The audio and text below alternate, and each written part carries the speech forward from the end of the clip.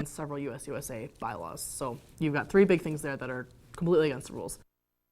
Rep. Ballantyne is running for USUSA president. Election candidate Nathan Taylor filed a grievance against Ballantyne for breaking USUSA election bylaws.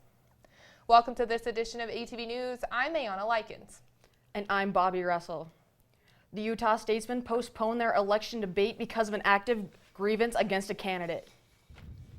According to the Student News Media Director, Ballantyne was not allowed to campaign for 3 hours, but he appealed the decision. Vice President of Student Affairs James Morales said in an email to the students that due to an active grievance, the USUSA elections have been delayed for 24 hours. Ballantyne was back to campaigning earlier today, and he says that he's not sure what will happen with the grievance. We still don't know. It's still being decided. We haven't gotten any emails or notifications. All we know is that there's the 24-hour delay, and everything's just been pushed back a day. The Utah statesmen will hold their debate tomorrow at 11:30 in the Hub. A Logan man is in jail today after acting suspiciously and attempting to buy a gun. Police say Joshua Booth drove into Logan City Police Department's parking lot Wednesday and acted as police said, a mad dog. Police say they tried to approach Booth, but he fled off in a rental car. They say he tried to buy a gun at the Sportsman Warehouse, but employees denied him before his background check came back. Police say Booth then tried the same thing at Fast Cash Pawn. Police say he was denied when his background check came back, saying he was a felon.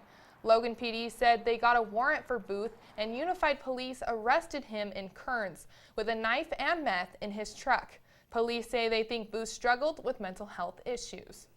Hopefully he'll be able to get some help, but we really wanted to get him off the street in case he was spiraling into a violent episode. Police say Booth was charged with possession of a dangerous weapon by a restricted person and a controlled substance. Both are third-degree felonies. Do you remember where you were when the code blue went out? The next day, President Noel Cockett called a meeting to talk and listen about the incident. He shut off all of the lights, and then they put paper on the door. Memories flowed like the ice cream at the listening session the day after last week's code blue. We called together students from across campus, as well as staff and faculty and administrators who had questions and feedback on an armed assault report. There were fewer answers. I don't know what caused it. I mean, a crossed wire, a glitch in the software, we don't know, but we're working on that. Then there were questions. I would certainly welcome if people have thoughts, comments right now. It was meals to phone access to parking enforcement. This parking booth is the only way in or out of this parking lot. And students say they still had to pay even during the code blue. Everyone's going to want to leave campus. It really is incredible to think of the traffic patterns as everyone tries to leave. Residents asking me if they would be okay to go to their test in 30 minutes, if they would be excused from class, because residents don't know what run, hide, fight means. A lot of students weren't even signed up for Code Blue in the first place. If there would be a way to make that mandatory, that you have to. Counseling and psychological services told students not to worry about their own reactions. Be careful not to judge it too much. That's your body just trying to protect you from danger. But it was mostly listening. The fact that I was more worried about my exam and my grade rather than my own safety, that kind of shocked me that was my first response. I came up with 16 different things that we can address and improve here. You can find the full version of this meeting on our Facebook page. Members of Northern Utah Fire Departments and Search and Rescue spent their weekend training. They learned how to save someone who has fallen through the ice. So the purpose is to keep the public safe. Trainees get ready to practice their skills they learned in training the past 2 days. Our program is to help save people that have fallen through the ice, in addition to animals that may have fallen through as well. Teams work together to get someone that was in the water out in the safest way possible. They prepared by cutting holes into the ice. Rescuers took turns being stuck and getting each other out. People said the training is challenging, but helps them to better help others in the future. On Monday, the College of Agriculture at Utah State University held a science communication seminar with a nationally known speaker. ATV's Corinne LaRue was there and joins us live in the newsroom to tell us what he had to say. Thanks, Ayana. Yeah, the seminar covered how to communicate controversial topics like GMOs and vaccines. USU invited Kevin Folta to speak at the seminar. Folta is a horticulture science professor at the University of Florida. He's also into science and a published vaccine and GMO researcher. He says if you're going to engage the public about science, you can't do it in a scientific form. The way we have to engage the public is by listening to their concerns, validating their concerns, by saying, I can understand how that can happen, even if we disagree with them. Utah State Plant Soils and Climate Professor Bruce Bugbee is one of the people who invited Folta. Bugbee says the speech was a good reminder to universities that our money comes from the public, and we are responsible to them. We're here with a very high standard to uphold the facts and the evidence as science presents it to us. Folta says biotechnology, like genetically modified organisms, could improve our food supply. But there is too much misinformation for the public to be comfortable with the technology. We could serve the poorest people in the world, as we are doing in some cases, but that could be tremendously larger if we only had the social license. Bugbee says the College of Agriculture has a particular job to the public because we're responsible for their food.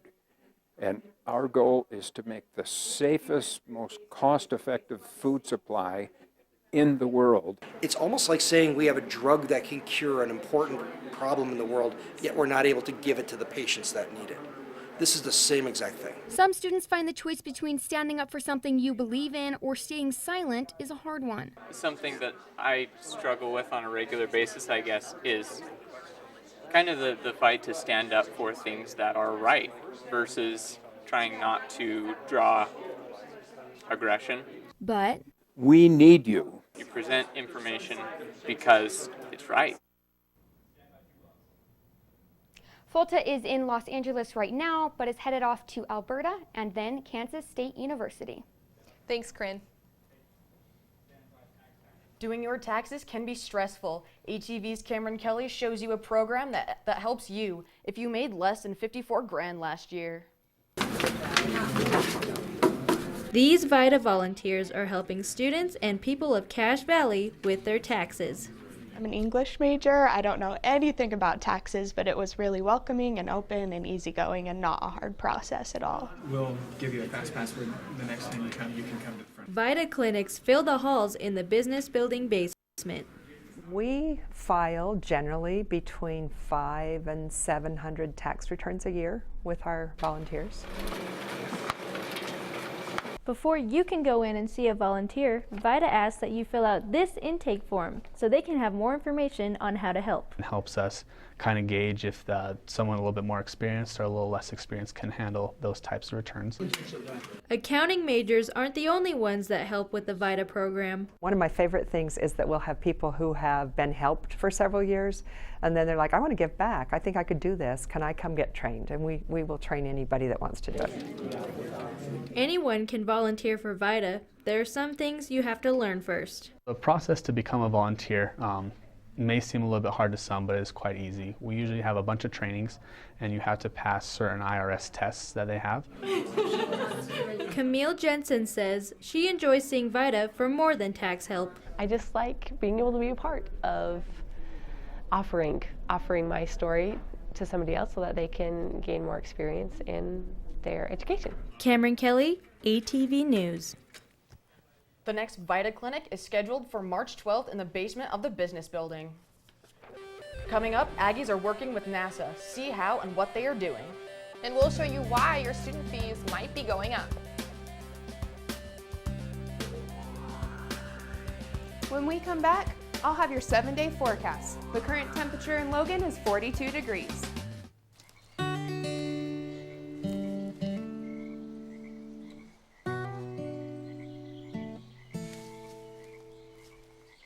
When you're out there, there's no telling what you'll find. I see it! Oh, look at you. There are some moments only the forest can inspire. Find yours at discovertheforest.org. I love the major so much. It's my 4th year in the major. The faculty in the PR department help students get more engaged in PR and get more hands-on experience in the field of PR. When I graduate here, I'll have more experience than other students have because of the classes that we take here on campus. Public relations is far the best because there's so much variety in the field. You go into marketing, corporate communications, you can become a writer because of all the things you learn within the classes of public relations.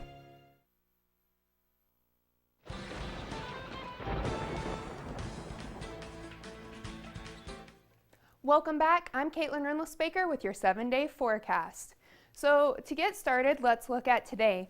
So the temperature today is 42 degrees and we're looking at a low tonight of 31. We have had some rain showers throughout the day. Tomorrow we're actually looking at the possibility of some rain mixed with some snow. So a high of 44, but we could see it get down to as low as 22. On Friday, we're looking for some more of that, of the mixed rain and snow. Same on Saturday, and we're kind of seeing right here, there's a consistency in the highs, and we're gonna see those lows start to get a little low again. So kind of think about your weekend plans when you're trying to decide what you wanna do.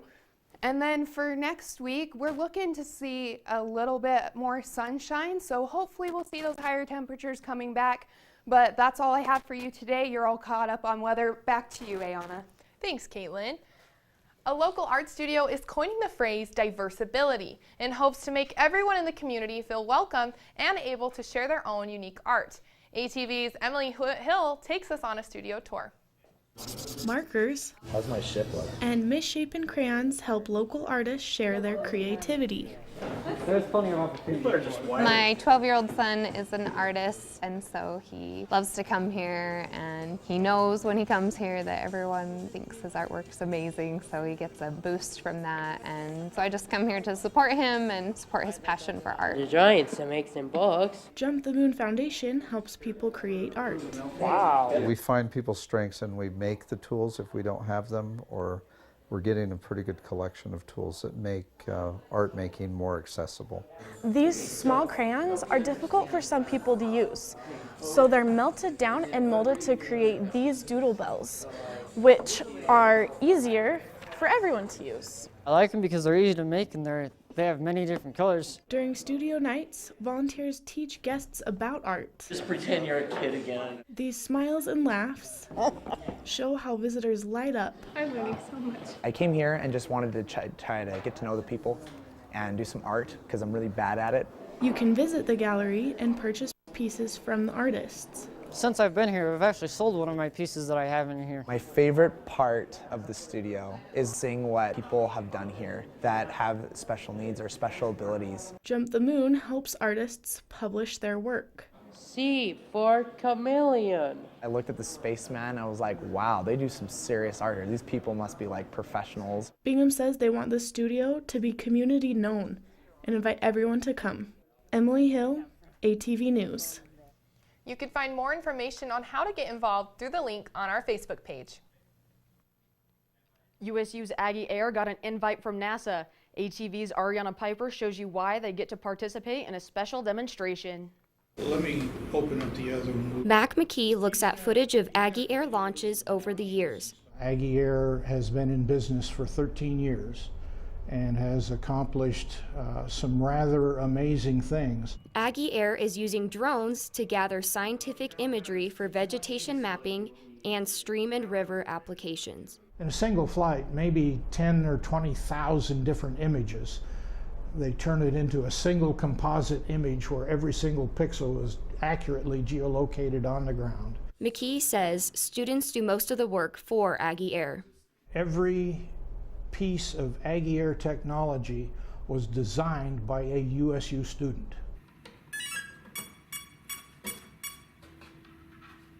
Aggie Air uses controllers like these to operate drones like this one. This is a kind of plane we call Blue Jay.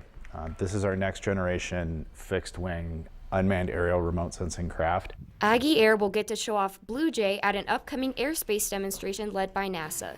The goal is to test drones in a large urban setting. Utah State University has been invited to participate with the very best in the entire world for this demonstration. Ariana Piper, ATV News.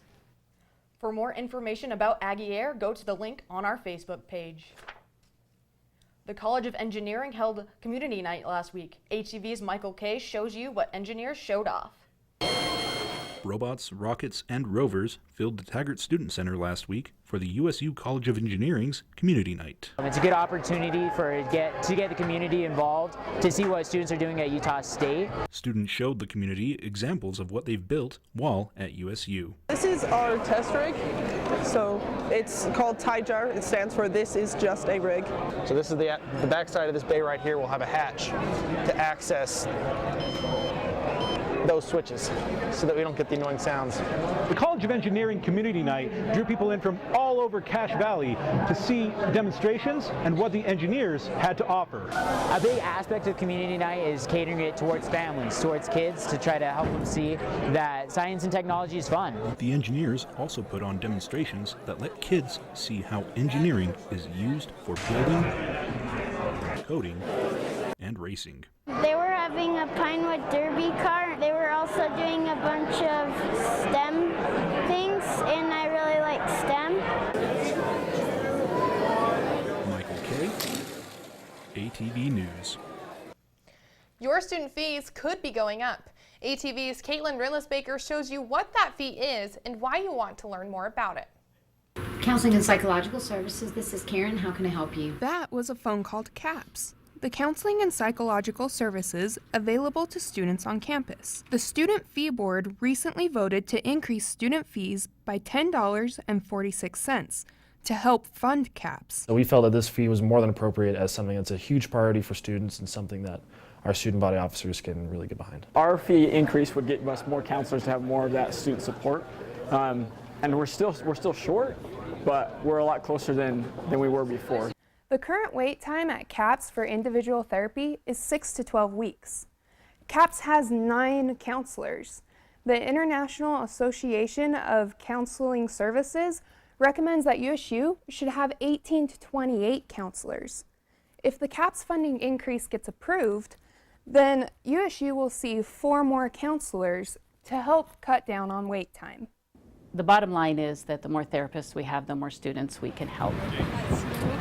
Students feel like the possible increase in their fees would be worthwhile. I definitely think it's a great increase, and I support it 100%, just because I think there's a lot of students who want to get into the offices, but there's not enough offices open. I think it's something that's really beneficial because I know that there are students like struggle and that need those counseling services. I think that's a worthwhile increase. I think those services are important and a lot of people use them and need them. I think it's a good amount for a student to pay for because $10 compared to $2,000, it's like a drop in the bucket.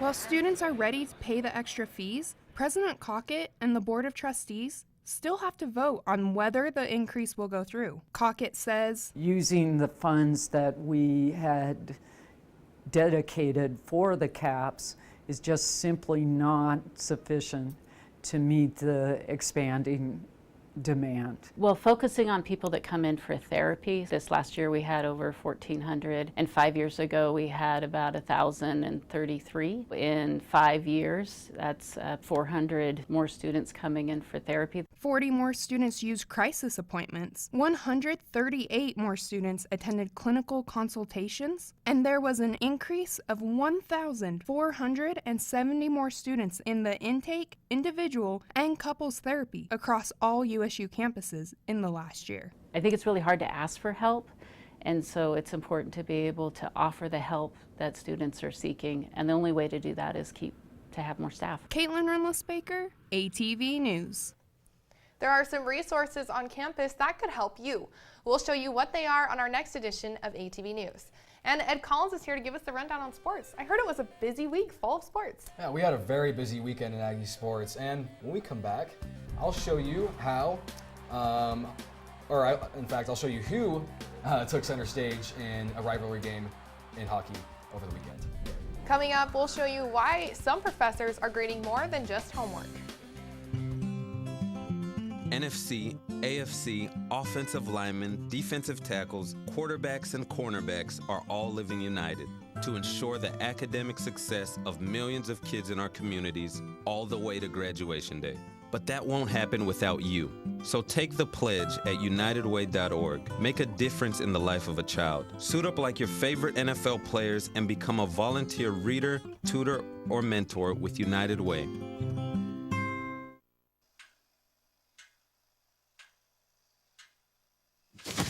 Awkward. I'm the awkward silence. You try to avoid me, then there I am again. But an awkward silence can be a great thing, like Kelly here is about to demonstrate. You haven't really been yourself lately. Are you okay? Find out how you can help a friend with their mental health at seizetheawkward.org.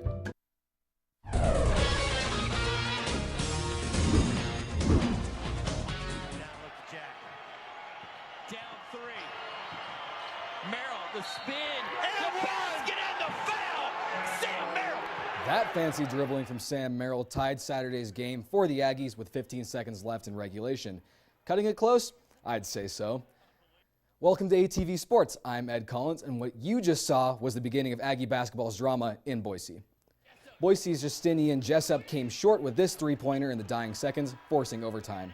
The Aggies punched first with this ball over the top. Nemius Keita finishes using his length for the easy dunk. And then Brock Miller fends off his defender, taking matters into his own hands to drain this shot. Aggies come out on top in overtime, 78-71. And rivalry excitement didn't end there. The Aggie women's team had a chance to upset conference leaders Boise State on Saturday. The Aggies had a 17-point run in the first quarter that included these two from Rachel Brewster. She was on her way to a big game. Later in the first, Steph Gorman passes long to Olivia West, and she nails the three with an and one from the foul. Aggies lead by 8 at the quarter. The Broncos tied things up in the second, but this layup from Shannon Duffsey helped put the Aggies up by 2 at the half. The game stayed tight in the third, but the Aggies pulled away in the fourth with a clutch three from Steph Gorman. But she wasn't done. That's another three, and the Aggies pulled ahead to upset the Broncos as Shannon Duffsey and Rachel Brewster tie their career highs in points. Shannon's had an amazing season, and everyone's really defending her really, really hard. So then when other players on the team step up, then it relieves the pressure off her, and she can do her thing, which I think is what happened today. Men's basketball played another game last night, this one back home at the Spectrum as they took on San Diego State. Sam Merrill with the outlet pass to Diogo Brito, who gets it to Dwayne Brown Jr. Back to Brito, and he finishes the layup. Next San Diego State possession, off the turnover, Brown Jr. has nothing but open court ahead of him, and he finishes the breakaway dunk with authority. Quinn Taylor gets the ball in the key and kicks it out to Brito, and he gets the three-pointer to go. Brito finds Taylor this time, and he finishes the up and under. Taylor finished with a double-double, 13 points and 11 rebounds. Sam Merrill had an off night by his standards, but he got to this layup to go. He finished with 19 points on 20 shots. Taylor finds Justin Bean, and he puts down this dunk. He scored 20 points and grabbed 5 offensive rebounds during a big night off the bench. Utah State wins it 70-54, and Coach Smith praised more than just his players. It's just amazing the impact that a crowd like that has on winning, quite frankly, and it can be very daunting for an opponent. Going from hardwood to ice now, Utah State hockey played back-to-back games against Weber State last weekend. USU celebrated their graduating seniors during Friday night's home game. Fans recognized Drew Decker, Brandon Bauer, Dagan Walton, and Josh Kirkfleet before the game. After the puck drop, Kirkfleet passes to Blauer, who gets the first goal of the night. Another goal comes after Hernandez blocks this shot. Walton flings the puck, and Gavin Lubin steals it on open ice. He races past defenders and scores 1-on-1, and the Aggies are up by 3 in the first period. Wildcats answer the Aggies with 1 goal at the end of the first period, 2 during the second, and another 2 in the third period. Aggies would end the game with 1 more goal, but fall to Weber 4-7. Senior Blauer says the team has work to do before heading to regionals. We had a lot to prove, especially losing the last 3 home games. Utah State lost again at Weber on Saturday, but still have a spot in regionals. They play their first game of the tournament tomorrow in Arizona. And you're all caught up on Aggie Sports, my bad. Ayana's got more news for you. Thanks, Ed. You know what a trophy looks like, but can you imagine it being a golden crock pot? ATV's Cameron Kelly shows you the event that brings a taste of home to a panel of judges.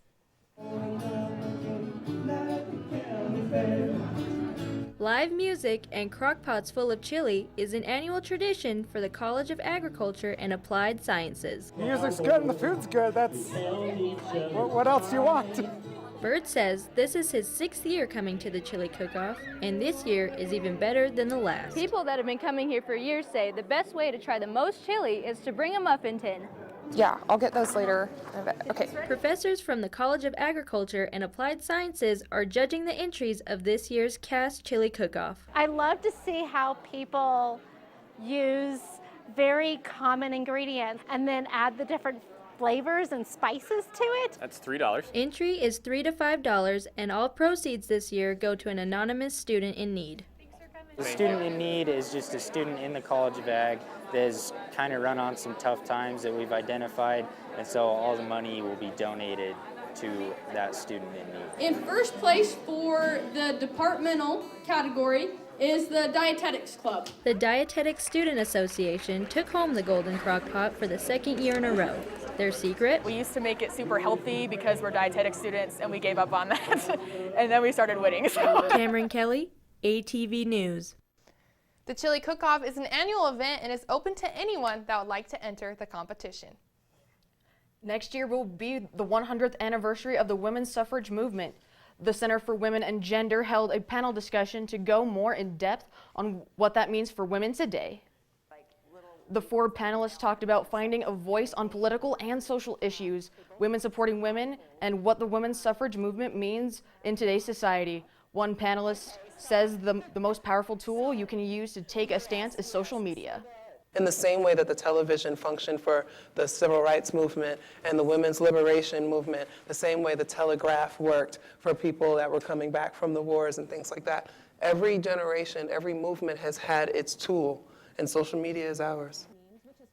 Members of the panel gave advice and answered questions from the audience to close the discussion. Thank you for joining us on this edition of ATV News. Catch all the latest editions of ATV News on our Facebook page. We'll leave you with some shots of Jump the Moon Art Studio.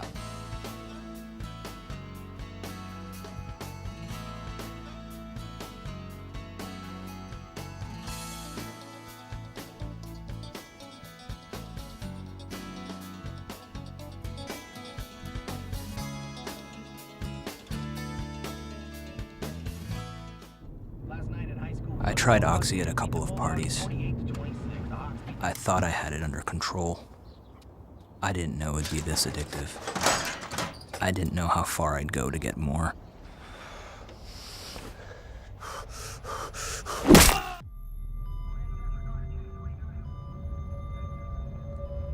Opioid dependence can happen after just 5 days. Know the truth, spread the truth. Hey Bobo, do trees tell each other stories? I'm sorry, I'm afraid I don't know that. Hey, why don't we go find out? Listen. Do clouds take naps? I couldn't tell you.